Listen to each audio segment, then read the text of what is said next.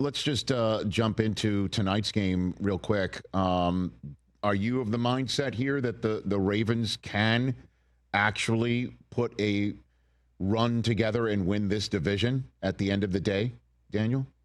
Yeah, I think so. And look, I'm confident in the offense with Lamar back that they'll get rolling offensively. I'm not confident that the Steelers are gonna, put so much distance between them that they can't catch them.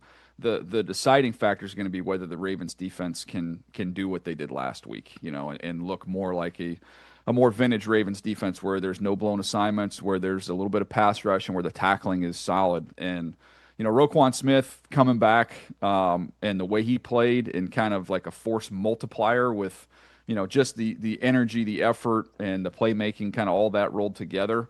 I think that made a major difference. But that to me is that's just the one question mark. Can they get consistent defensive play? The offense is going to be fine. Well, I mean, you mentioned the Steelers. You're going to see them in person in a Week 10 Sunday nighter here in Los Angeles after they play the Colts at home.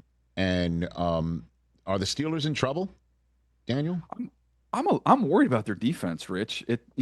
I talk about tackling, and this is a team that has just been really, really poor. And you go back to the Cincinnati game, when you're watching the tape of that game and you see how much separation and space they allowed, for the number one receiver in the NFL in Jamar Chase, and that should be, focal point number one, and he's that uncovered. That was an issue. And then you go to this last week's game and they can't tackle.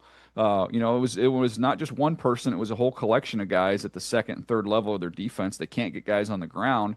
And I know there's a lot of, I've heard a lot of chatter about, okay, where's this pass rush? This pass rush isn't getting home. And I'm like, well, have a chance to get home when you got guys that open that early, and when there's such a low risk, high reward for just completing a pass in the flat, knowing that instead of a 5 to 7 yard gain, it could go for 35 or 40 because they haven't been tackling well. So. That to me is a major cause for concern. Hey, you made it all the way to the end. Thanks for that. Check us out every single day streaming live on Disney Plus and the ESPN app 12 to 3 Eastern.